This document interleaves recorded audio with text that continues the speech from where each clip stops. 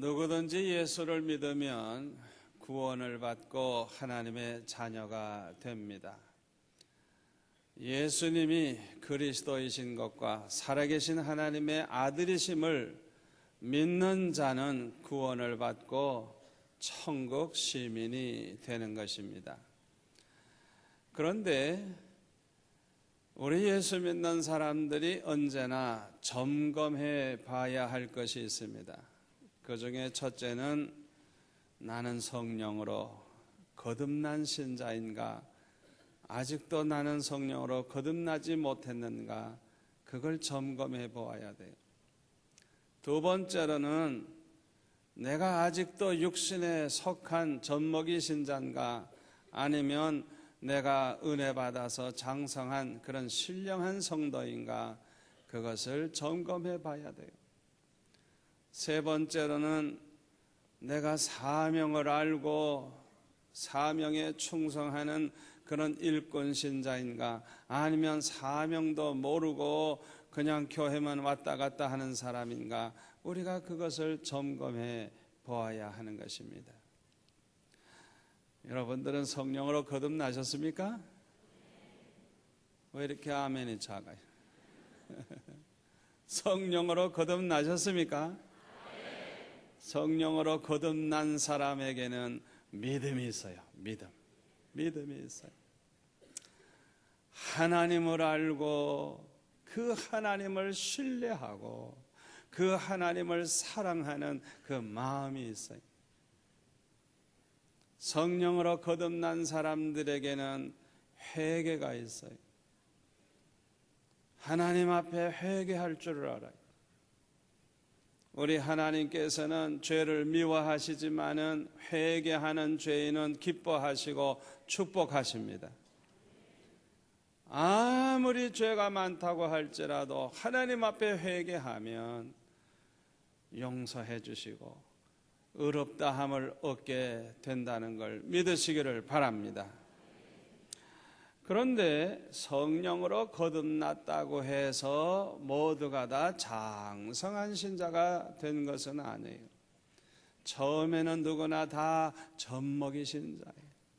그리스도 안에서 어린 아이와 같아요. 옛사람이 그냥 살아있어요. 옛 습관이 그냥 남아있어요.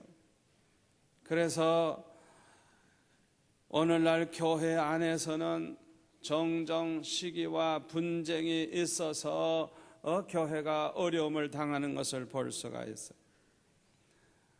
왜 이렇게 교회 안에 시기와 분쟁이 있느냐? 이 젖먹이 신자가 많아서 그래요. 육신에 속한 사람들이 많아서 그런 것입니다. 고린도전서 3장에 보면은 사도 바울은 이렇게 말합니다. 형제들아, 내가 신령한 자들을 대함과 같이 너에게 말할 수 없어서 육신에 속한 자 곧 그리스도 안에서 어린 아이들을 대함과 같이 하노라. 내가 너희를 젖으로 먹이고 밥으로 아니하였노니 이는 너희가 감당치 못하였음이거니와 지금도 못하리라. 너희가 아직도 육신에 속한 자로다. 아직도 너희들은 젖먹이 신자라 이거죠. 너희 가운데 시기와 분쟁이 있으니 어찌 육신에 속하여 사람을 따라 행함이 아니리요. 젖먹이 신자들, 육신에 속한 사람들은요, 사람 따라 행동을 한대요. 사람 따라. 그래서 어떤 사람은 이 사람 따라가고 어떤 사람은 저 사람 따라가고 그러다가 보니까 교회 안에 분쟁이 일어나고 폐가 생기는 거예요. 우리는 사람 따라가지 말고 우리 주님을 따라가야 될 줄 믿습니다. 하나님을 따라가야지 사람 따라가면 됩니까? 장성한 성도들은 사람 바라보고 예수 믿지 않아요. 언제나 주님을 바라보고 하나님을 바라보고 믿어요. 아멘. 오늘날 교회 안에 이 육신에 속한 사람들, 이 젖먹이 신자들이 많기 때문에 하나님 영광을 가리우고 또 교회가 세상 사람들로부터 욕을 먹게 되는 것입니다. 그러므로 우리 모든 성도들은 빨리 좀 은혜를 받아가지고 모두 다 장성한 성도가 되어야 할 줄로 믿습니다. 은혜를 받아서 성숙한 아주 장성한 믿음의 사람, 신령한 그런 사람들이 되어야 하는 것입니다. 누구나 은혜를 받으면 받을수록 아주 작은 죄까지 철저히 회개를 해요. 그래서 은혜 받은 사람일수록 거룩해지고 은혜 받은 사람일수록 겸손해져요. 은혜를 받으면 받을수록 하나님의 사랑이 깨달아지고 십자가의 사랑이 깨달아지기 때문에 감사와 기쁨이 넘치게 되고 아주 행복한 신자가 돼요. 은혜 받은 사람일수록 행복한 신앙생활을 해요. 그래서 얼굴만 봐도 이분이 은혜 받은 사람인지 아닌지 알 수가 있어요. 또 은혜를 받으면 받을수록 자기의 사명을 깨닫고 충성하는 그런 일꾼이 되는 것입니다. 여러분은 육신에 속한 사람입니까? 아니면 은혜 받은 신령한 성도입니까? 여러분들은 사명을 알고 충성하는 그런 성도입니까? 아니면 사명을 모르고 그저 자기만 구원 얻으면 된다 생각하고 교회만 그저 왔다 갔다 하는 사람입니까? 아무쪼록 오늘 이 자리에 계신 저와 여러분은 모두가 다 장성한 성도가 되시기를 축원합니다. 모두가 다 사명을 알고 충성하는 그런 성도들이 되시기를 축원합니다. 요한복음 5장에 보면 예수님께서 베데스다 연못가에 누워있는 38년 된 병자를 고치시셨어요. 예수님께서 그 환자를 보시고 일어나 내 자리를 들고 걸어가라 말씀하시니까 그 즉시 벌떡 일어나가지고 자기 자리를 들고 갔어요. 우리 예수님은 하나님의 아들이시고 전지전능하신 하나님이시기 때문에 그냥 빛이 있으라 하면 빛이 생기는 거예요. 일어나라 하니까 일어나는 거예요. 그런데 마침 그날이 안식일이었어요. 유대인들이 안식일 날 이런 일을 했다고 해가지고 예수님을 막 핍박하기 시작을 했어요. 그런데 요한복음 5장 17절에 보면 예수님이 이런 말씀을 하십니다. 내 아버지께서 이제까지 일하시니 나도 일하노라. 그렇게 말씀을 하셨어요. 예수님께서 말씀하시는 이 일이 무엇입니까? 죽어가는 영혼 살려내는 일이에요. 복음을 전하고 병든 자, 병에 시달려 어려움 당하는 자를 고쳐주시고 지옥에 멸망한 자를 구원하는 이런 사역을 가리키는 것입니다. 마태복음 12장 11절에 보면 예수님이 이런 말씀을 합니다. 너희 중에 어떤 사람이 양 한 마리가 있는데 안식일에 구덩이에 빠졌으면 붙잡아야 되지 않겠느냐? 사람이 양보다 얼마나 더 귀하냐? 그러므로 안식일에 선을 행하는 것이 옳으니라 말씀을 하셨어요. 여러분, 안식일이라고 해서 양이 지금 구덩이에 빠져서 죽어가는데 내버려 둘 사람이 어디 있겠어요? 안식일이라도 빨리 그 양을 끄집어내서 살려야 되지 않겠어요? 하물며 양보다도 귀한 사람이 지금 죽어가는데 그걸 내버려 둬야 되겠어요? 양보다 중요한 사람이 지금 지옥불로 뛰어들어가고 있는데 그걸 구경만 해야 되겠어요? 그들을 살려내는 일은 쉴 수가 없는 것입니다. 안식일이 없는 거예요. 우리 하나님도 예수님도 그 일은 쉬지 않고 언제나 일을 하시는 거예요. 아멘. 예수님은 이 세상에 오실 때 사명을 가지고 오셨어요. 우리를 구원하는 사명을 가지고 오셨어요. 예수님은 십자가에 못 박혀 죽으심으로 이 사명을 완수하셨어요. 그런데 요한복음 20장 21절에 보니까 예수님께서 이런 말씀을 하십니다. 아버지께서 나를 보내신 것 같이 나도 너희를 보내노라. 다시 말하면 우리에게도 사명을 주신 것입니다. 하나님께서 예수님에게 사명을 주어서 이 세상에 보내신 것처럼 저와 여러분에게도 사명을 주시고 우리를 이 세상에 보내신다는 것입니다. 지금도 일하고 계시는 하나님께서는 저와 여러분도 하나님과 함께 일하기를 원하신다는 걸 믿으시기를 바랍니다. 저와 여러분도 예수님의 사명과 똑같은 사명을 가지고 충성하는 자가 되기를 우리 하나님이 원하신다는 걸 믿으시기를 바랍니다. 우리의 이 사명은 너무나도 중요합니다.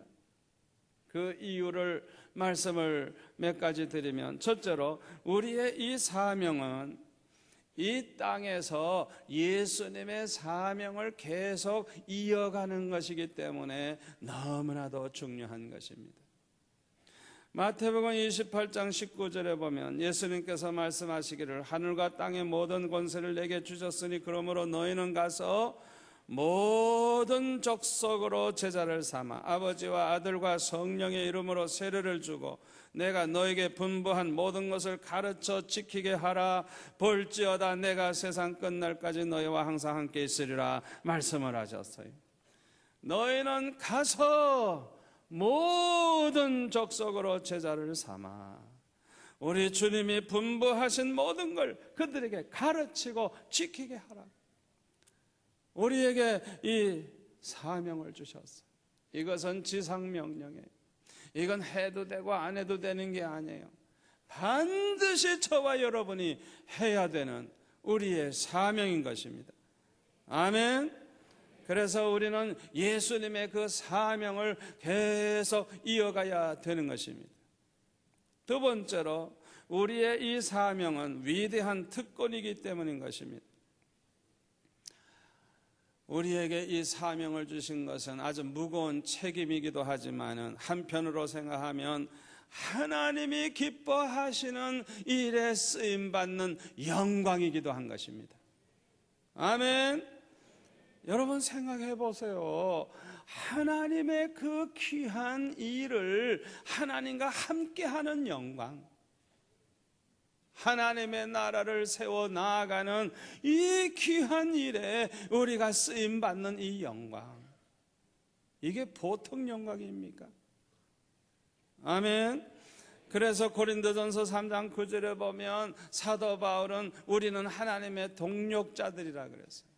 고린도후서 6장 1절에 보면 우리는 하나님과 함께 일하는 자라 그랬어요.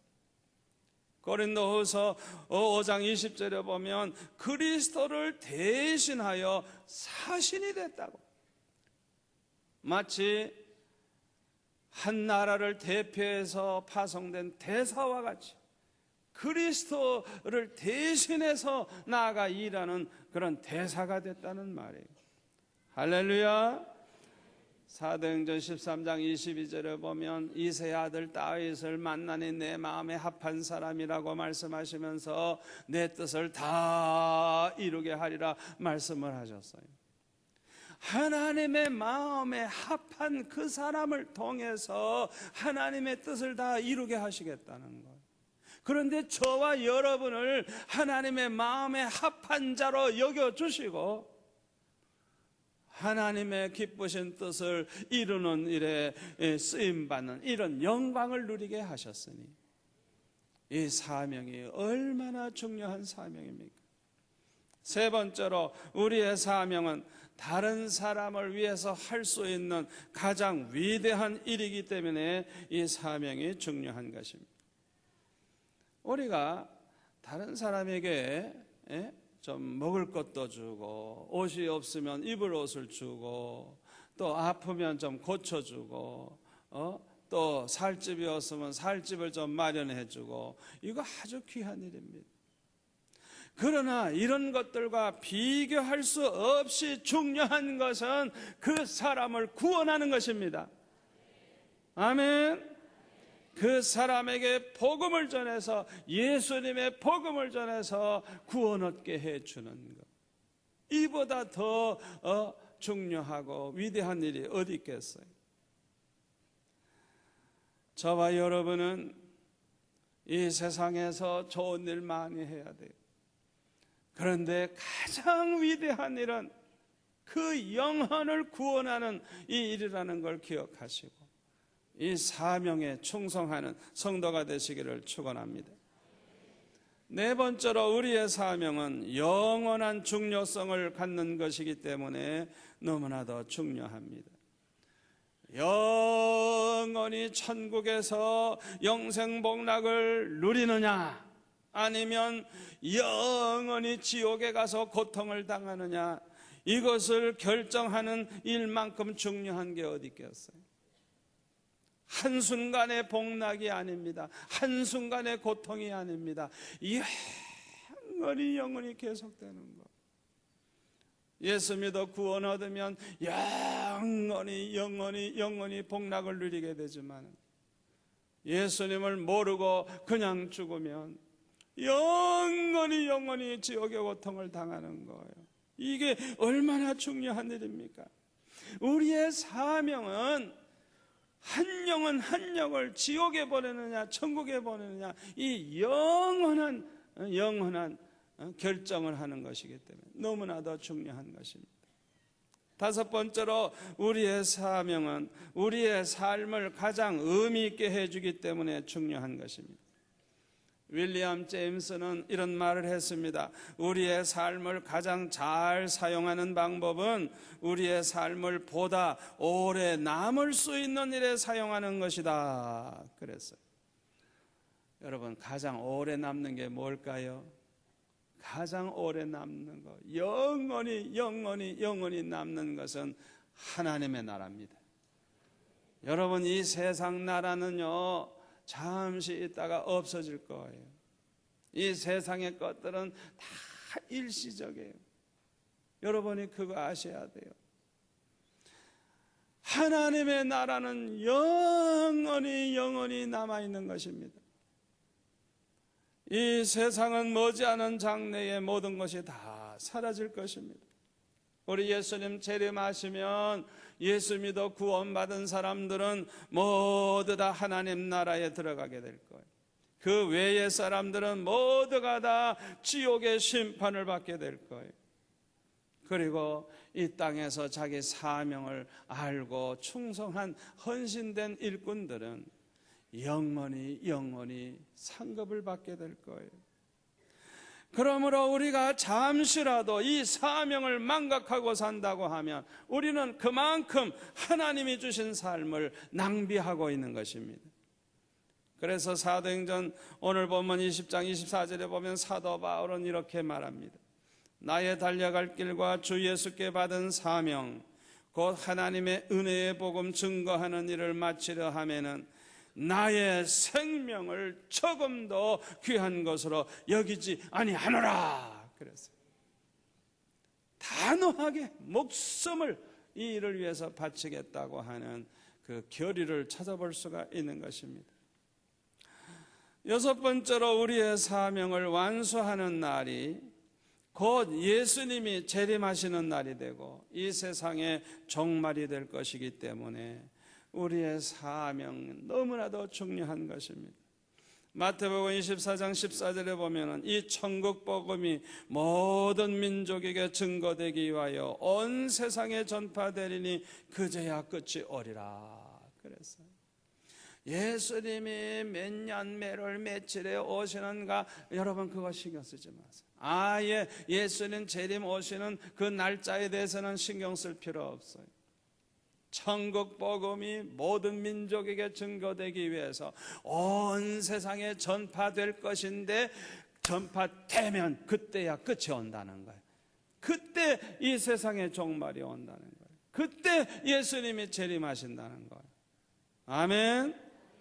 그러므로 우리는 이 복음 전하는 일에만 우리가 전심전력을 다하면 되는 것입니다. 앞으로 이 세상은 지금보다 더욱더 죄악이 관영하게 될 것입니다.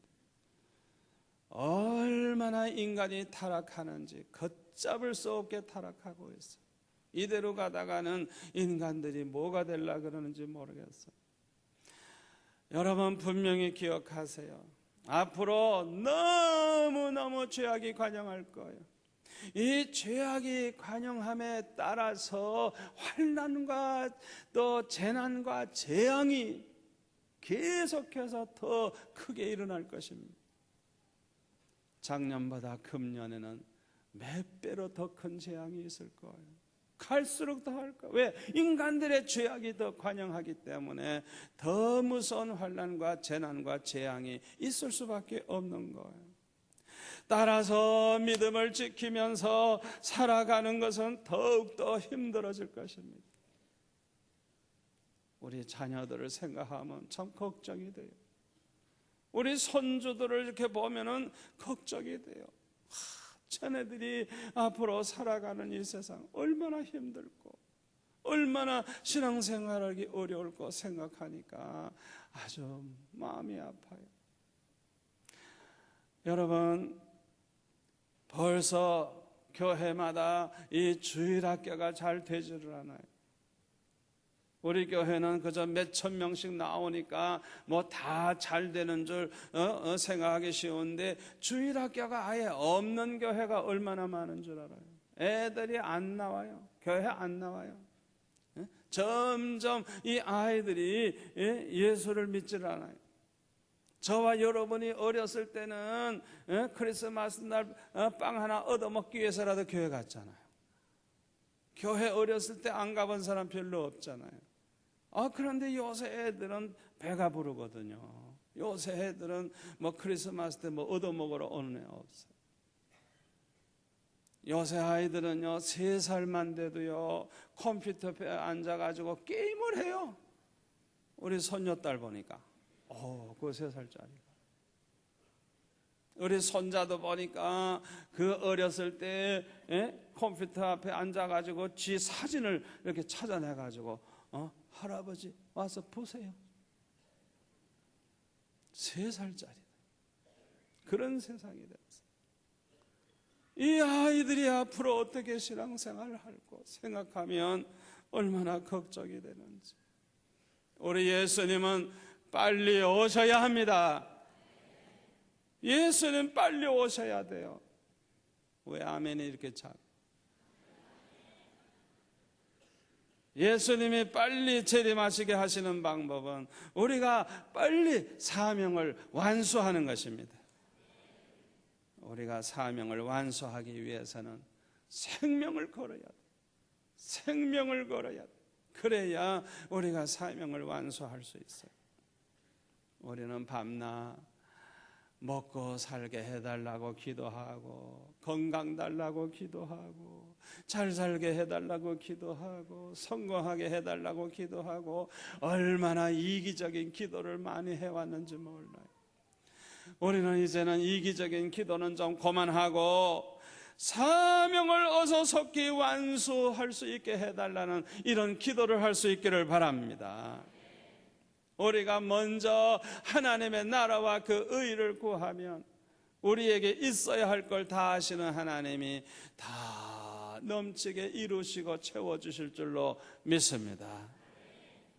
1840년에 유명한 선교사 리빙스턴이 런던 선교협회 소속 의료 선교사로 남아프리카에 파견을 받았습니다. 그때 나이가 27살 아주 젊은이였어요. 얼마나 열정이 있었던지 사람들이 별로 들어가 보지 아니한 그런 깊은 밀림소까지 다니면서 열심히 전도를 했어요. 그 다음에는 이제 전도와 의료 선교를 함께 하면서 이 아프리카를 탐험하기 시작을 했어요. 죽을 고비를 몇 번씩 겪었어요. 한 번은 열병에 걸려가지고 다 죽게 생겼는데 스텔리의 수색 탐험대를 만나게 돼서 목숨을 겨우 건졌어요. 그 후에도 여러 번 죽을 고비를 넘겼어요. 그래서 아슬아슬하게 구사일생으로 살아남은 때가 많았어요. 이런 경험을 반복하면서 리빙스턴이 깨달은 게 있어요. 그게 뭐냐 하면, 사람은 누구든지 자기의 사명이 끝나기 전에는 죽지 않는다 하는 그 확신을 가지게 되는 거예요. 우리가 죽는 날은 사명이 다 끝났기 때문에 가는 것이고, 사명이 남아있는 사람은 아무리 위험한 곳에 가도, 아무리 죽을 고비를 넘겨도 안 죽는다는 사실을 깨닫고, 리빙스턴은 담대하게 밀림 속에 들어가고 담대하게 아프리카를 탐험하면서 선교 사역을 했던 것입니다. 저와 여러분이 하나님이 가장 귀하게 여기시는 일에 쓰임받기를 원한다고 하면, 하나님의 관심을 우리도 가져야 될 줄로 믿습니다. 하나님의 관심이 어디에 가장 집중되어 있는가 우리가 생각해 봐야 돼요. 하나님의 관심은 어서 빨리 한 영혼이라도 구원하는 일에 있다는 것을 저와 여러분이 기억해야 될 줄로 믿습니다. 미국의 새들백 교회의 그 유명한 릭 위렌 목사님은, 그 아버님이 50년 이상을 목회하다가 세상을 떠난 분이에요. 중소도시에서 조그마한 교회에서 평범한 목사님으로서 그렇게 지냈지만은 사명감은 아주 굉장히 투철하신 분이었다고 합니다. 특별히 봉사자들과 함께 해외에 나아가서 예배당 지어주는 일을 많이 했는데 150개 이상의 성전을 지어주었다고 하는 것입니다.